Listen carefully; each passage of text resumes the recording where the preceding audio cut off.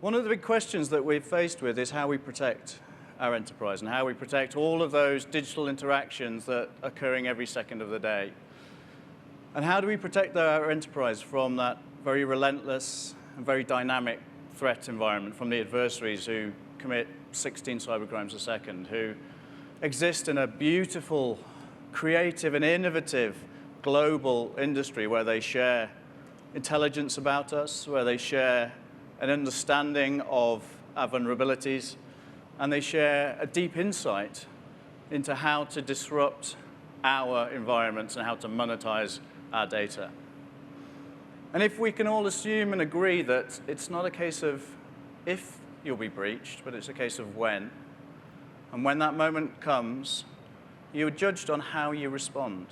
And you're not just judged by your peers or your family, you're judged by the whole world. The whole world will judge you at the speed of Twitter, on social media, in traditional media, on a 24-hour news channel. So understanding how you're judged and how you react in times of great crisis is something that I want to explore today.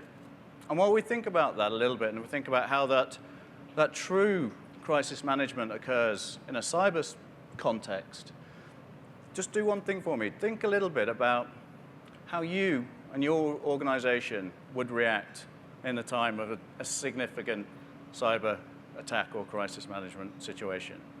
And if you think you've got the skills and the capability and the understanding and the planning and the preparation in place, so as we go through, just think about that for me. In 2005, a Category 5 hurricane smashed into the coast just off the Gulf of Mexico. Hurricane Katrina tore up and changed thousands of lives.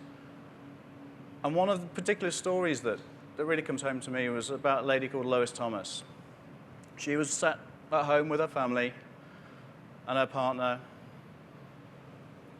and her 6 children and was watching the news and sort of saw that, Katrina landfall, saw a lot of the chaos, conflicting messages, and they really didn't know what to do as a family. So what they did, they waited, and they thought maybe it won't be so bad, maybe it won't happen. And in the end, as the water rose, they sort of went up layer by layer through their house. And at the end, all of them were sitting in the attic, and they were trapped in their own attic for 11 hours. The youngest of her 6 children was Angela, and she's just 3 years old. I can't imagine what it felt like to be trapped in the dark in the attic of your own house as the water was rising up, not knowing what to do for 11 hours.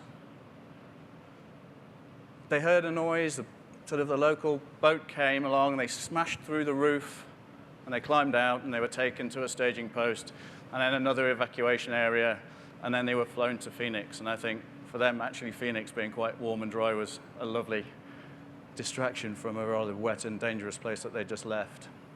But thinking about those 11 hours, that immediate crisis response, actually, I think those are some of the emotions that people go through when they encounter a serious crisis. There's a kind of paralysis that you don't know what to do, and you want somebody to tell you what to do. And your first thought, actually, is sometimes not to do very much, is to sit tight and protect the ones you love and the things you have around you. The crisis response in Katrina was significant. That after landfall on the 27th of August, a state of emergency was announced on the 28th. 10,000 troops were sent into the region. 1 week later, the situation was so bad that the mayor of New Orleans went on national media and offered an open SOS for help from the federal government. So although they'd recognized the crisis was occurring, actually the response was really bad. And that, I think, tells us something about how you respond in times of crisis. In times of rare but catastrophic crises made infinitely worse by a really poor and misjudged response. And this wasn't something that was unexpected. I mean, FEMA had predicted years before that this was going to happen, and they actually called it a major threat to the nation in the US.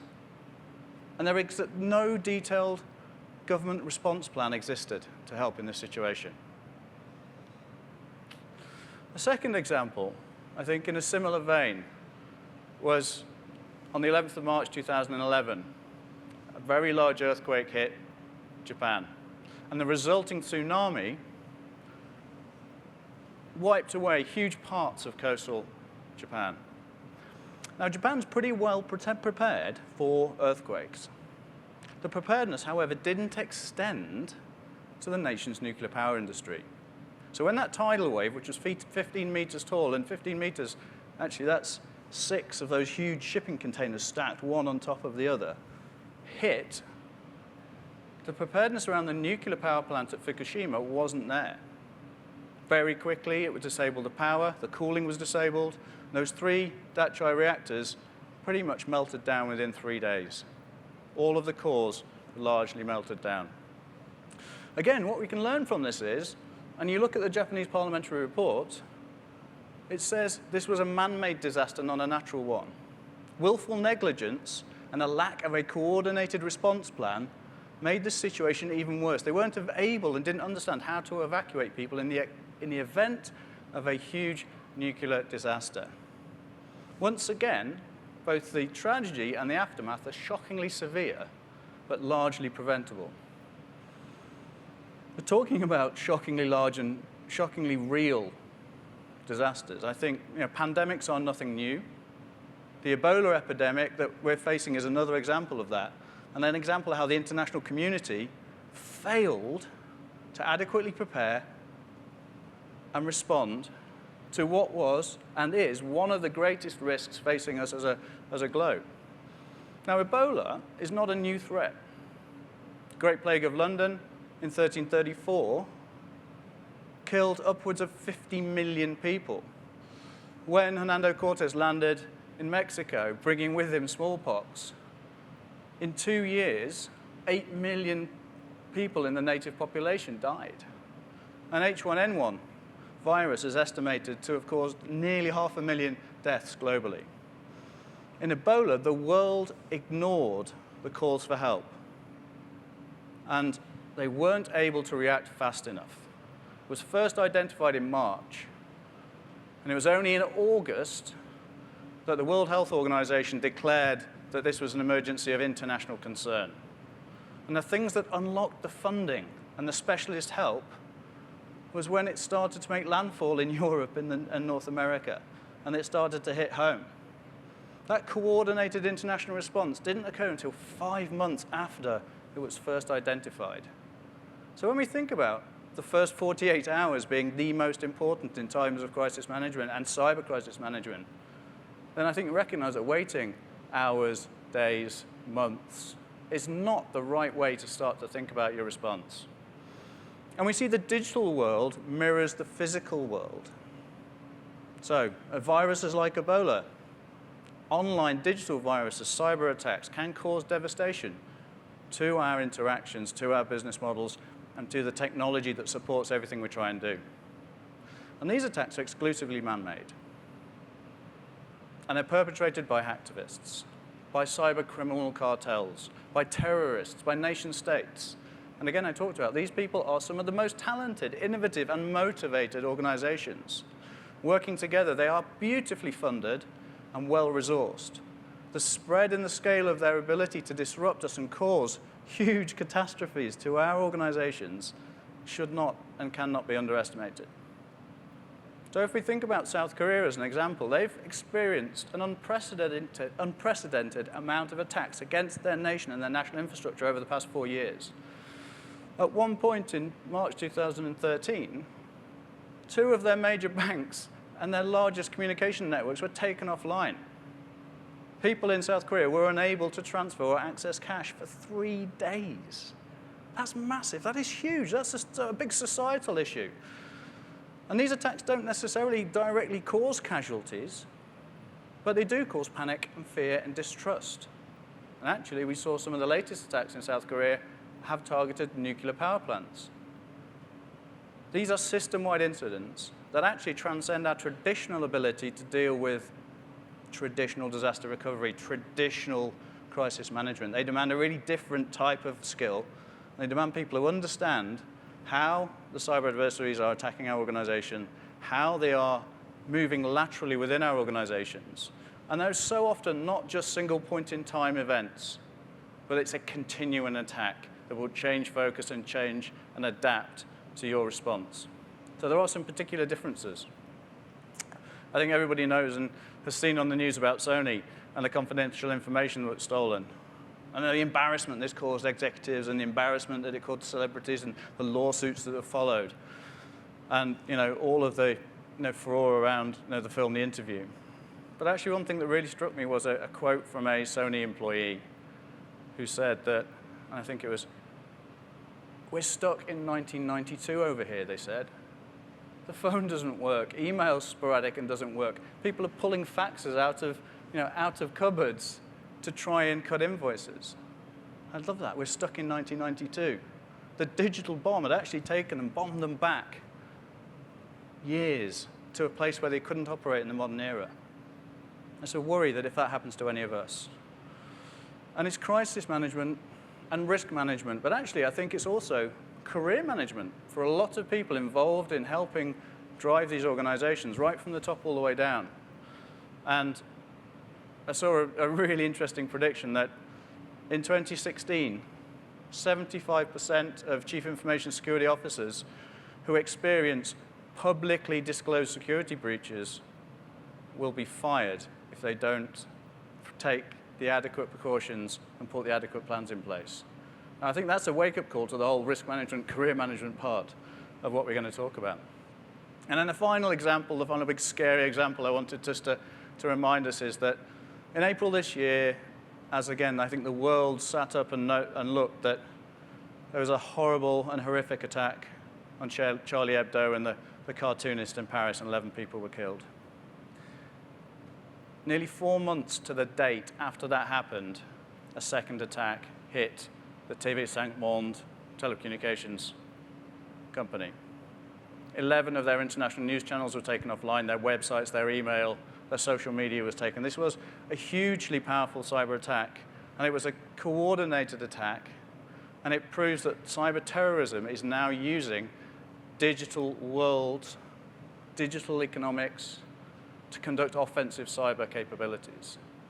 No longer using the internet for propaganda, for recruitment, or for fundraising, but actually using it to reach out and reach into some of the organizations and the freedoms that we hold so dear. And it was described by the French foreign minister as an attack on a new scale, and an attack against critical national infrastructure. So whether it's nuclear power, whether it's water, whether it's power plants, energy grids, communication lines, banks, we've seen these significant and devastating attacks against all of these areas of infrastructure in the last 12 months. And it should wake us up to the fact that these examples are not just meant to scare us or worry us, but they're meant to raise an awareness to us that it doesn't matter whether they're natural, man-made, cyber attacks, all of these things have a lot in common. And we've talked a lot in the past about black swans, about events and incidents that are rare and relatively unpredictable and hard to respond to. And in the financial world, we describe the global financial crisis, the assassination of Archduke Ferdinand was an example of this too. So black swan is something we can't predict. The things we've talked about today are what we call neon swans. And a neon swan is very similar to a black swan. There's a slight color difference. But the one key area that they're different, neon swans are predictable. They're blindingly obvious. They are unthinkably rare, hugely important. The impact they have is immense, and they're blindly obvious. Now, what that means is, in the cyber security context, if you accept that it's not if you're going to be attacked, it's when, if you accept that your networks have been to some extent compromised and you are going to have to respond to this becomes a blindingly obvious risk that you need to deal with. Much like Katrina. Katrina was a blindingly obvious event. So blindingly obvious that the World Meteorological Organization actually names hurricanes before they even hit landfall. 76% of all hurricanes hit Texas or Florida. and they generally hit in September. All of these things make it blindingly obvious that a huge hurricane or tropical storm was going to hit that part of the US at that time of the year, and it was going to cause devastation. So why didn't you prepare for that? Why are you not understanding what these blindingly obvious neon swans are telling you and prepare for it? And just in case you need to know, the next name is Bill. So the next hurricane will be called Bill, according to the World Meteorological Organization. Now, we measure that risk in a very simple and pragmatic formula. We take the likelihood of an event, we times it by the impact, and that gives us a risk score. It's a very simple method, and a very effective method of understanding what the risks we face. And it's something that the World Economic Forum do every year, and they're doing for the past 10 years. And what they do, they articulate and define the greatest 10 risks facing the globe. And they have things like climate change, political conflict, income disparity, all sorts of things in there. And for the last 2 or 3 years, they've put cyber attack and data fraud on that list of top 10 global risks. And what we recognize is that systems of risk and risk management and risk acceptance cannot exist without understanding that threat environment and understanding the risks and performing even a very simple equation to understand what happens. So what can you do about that? And we've spent, as you'd imagine, a lot of time thinking about how you react to a neon swan and the cyber attacks that exist in that thing. So if we look at the timeline, 3 really big things to think about and ways to sort of frame the problem. You have to predict what's going to happen. You have to understand what those neon swans are. You have to understand the threat landscape you're facing. Who's trying to attack you? Why are they trying to attack you? What the motivation behind those adversaries is, so you can proactively manage your risk response. You have to then prepare. Now, preparation, I think, is key. Recognizing a risk is one thing. Preparing for when that occurs is hugely important. Being able to train, to understand, to raise awareness that this will happen is the best preparation ever. If Lois and her family had been able to prepare for Katrina, they wouldn't have got stuck in the attic. And you have to ask for help. I think that's one of the biggest sort of pieces of advice is when you don't quite know what to do, ask for help. Don't worry in the dark on your own. Ask an expert for help. When your house is on fire, you phone 911, you ask the fire department to come and help. Only in very rare occasions, the right thing to do is for you to run into a burning building. It seldom ends very well. So the preparation and then the response is vital. And if the response at the Fukushima example had been using specialist people who understood, who prepared and had redundancy involved in how to cool nuclear reactors, then a huge disaster would have been averted. So let's step through some of those things in a little bit more detail. I talked about being able to predict. Now, this prediction, I think, starts about a year out of any neon swan, any big event. Start thinking, understand cyber risks that face your organization, understand the strategies you're going to adopt, model scenarios, and understand your assets. Think about the adversary and how they're going to attack those assets, and then think about your business model. One of the biggest things that I think helps us here and helps us at HP is a global knowledge and understanding of that threat environment. Security and information security intelligence about the adversaries and how they're going to attack us. And then once you've predicted that, you can also predict, with some degree of certainty, where your structural weaknesses are, where your critical vulnerabilities are in your organization. If I asked you all to think and just give me 3 structural weaknesses in your home, you'd say, actually, I think, Andrzej, the windows at the back are, they're not overlooked, the locks haven't been changed. I don't keep my valuables in a safe place, and actually, I always put the car keys, just in the hall on the table. People recognize and know what their structural weaknesses are, and they intuitively understand what those things are, but they fail to then prepare for what happens when they attack. And that preparation, I think, starts about 9 months before this hypothetical but very real neon swan. So understand the scenarios, develop detailed response plans, train for this stuff. Muscle memory is really important. In a real crisis, that should not be the first time you make this decision.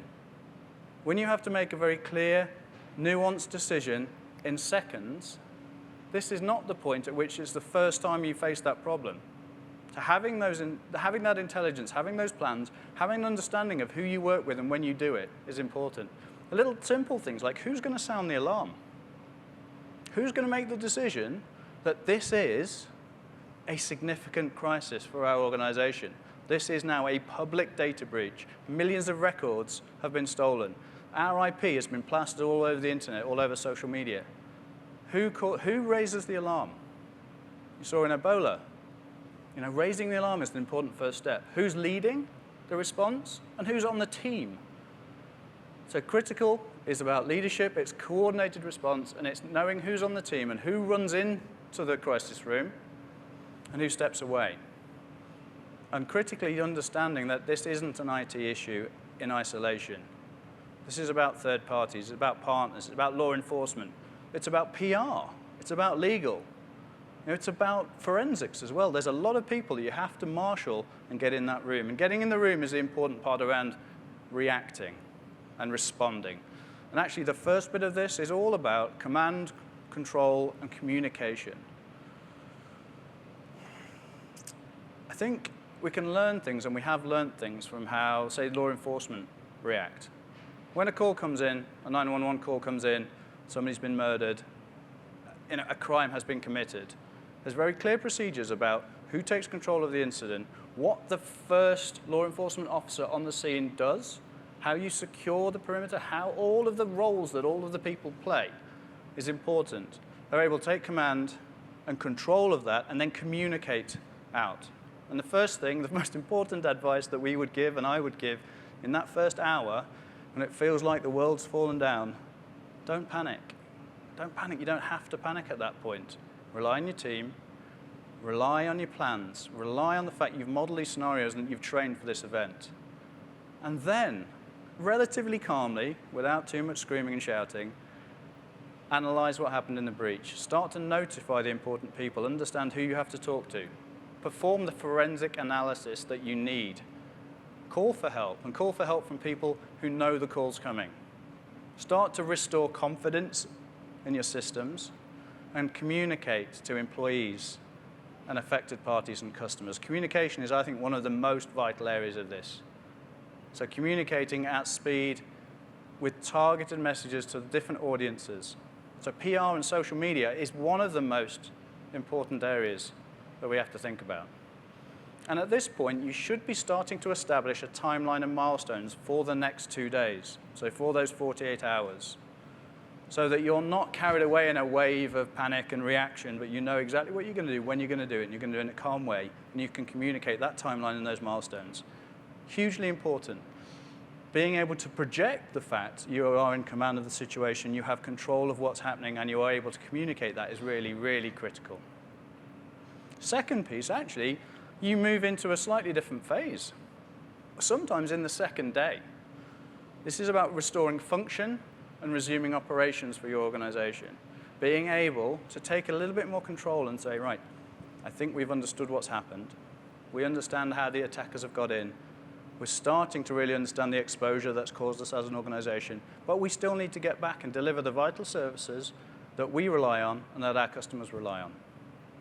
Actually, this is also the point that you start to transfer some primary responsibility away from the crisis management team back to the business, back to the enterprise and the organization. Because actually, the people have been in that room for those first 24 hours. They're very tired, they're very emotional. The adrenaline may be ebbing and things will be missed and forgotten. So this is the time you start to transfer primary responsibility for some of those people who are restoring the functions. And again, the second phase is about getting back to normal as fast as possible. And then the third piece of response, I think, really is a very different step, and it's about learning and adapting and improving what you do. So really, the day after tomorrow is the most important piece. This says, okay, we've learned a lot. We've learned a lot about our organization. We've learned a lot about the attackers. We've learned a lot about our customers. And actually, we've tested our crisis response plans in anger, and actually, we've learned some amazing things. We've learned that we can deepen the relationship with our customers. We've learned that some pieces of data in our networks are safe and others aren't. We've learned and we're able to predict and prevent future incidents and the magnitude and impact they're going to have. And we're actually now, and this is the part that I will continually impress on people, we're able to measure and build a targeted security improvement program that says, I'm no longer going to leave that door open or that window open. I'm no longer going to engage with certain parts of my infrastructure in that way because I recognize that's dangerous for me to do so.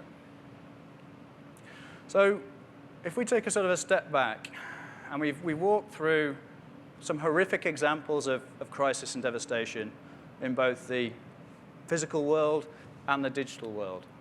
And again, I will impress on everybody that these things will happen to all of us. We will all face this kind of attack, and we will all face a digital disruption in our lives, whether that's personal, as an employee, as a leader in an organization, or just as a mum or a dad, or somebody's son. It is possible to respond both swiftly and effectively. And then we talked through, actually, the really predicting what's going to happen, using advanced intelligence and analytics and scenario modeling to do that. And there's a whole team of people across the floor in the security area who will take you through how we do that, the tools we use. Being able to prepare, to train, to understand who's going to help you, and then respond in those three different ways.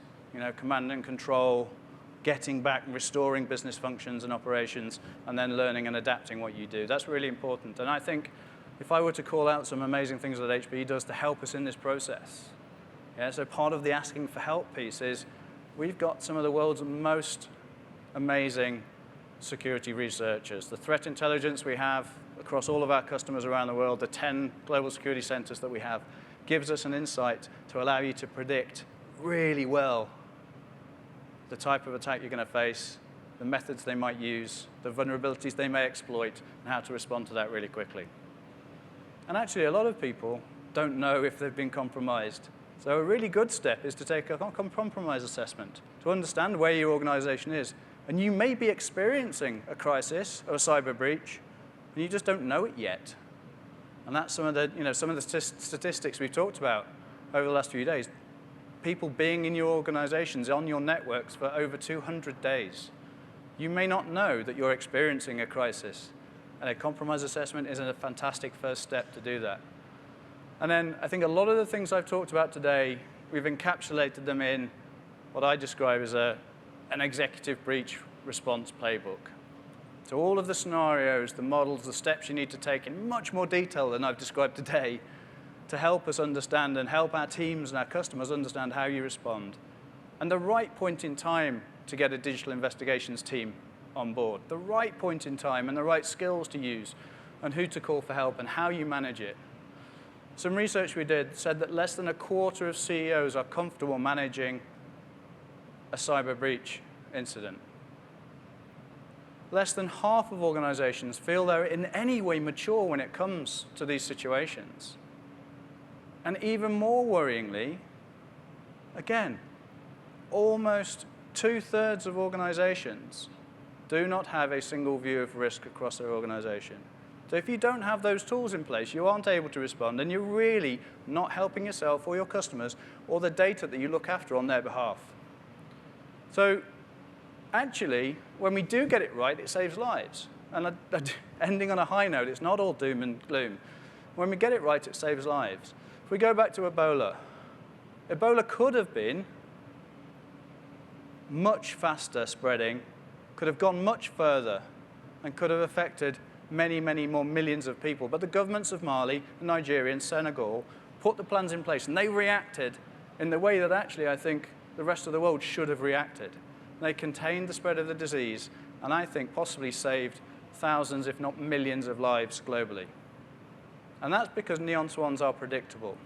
You can predict what's going to happen, you can prepare for them, and you can respond in the right way, just like the governments of Mali, Nigeria, and Senegal did. A rapid, well-coordinated response to a cybersecurity breach will help you get through those first 48 hours. And I think the future for your business and the future for your career in that situation will be so much more enhanced and much better for you to address. So thank you for spending some time today with me. It's been a pleasure.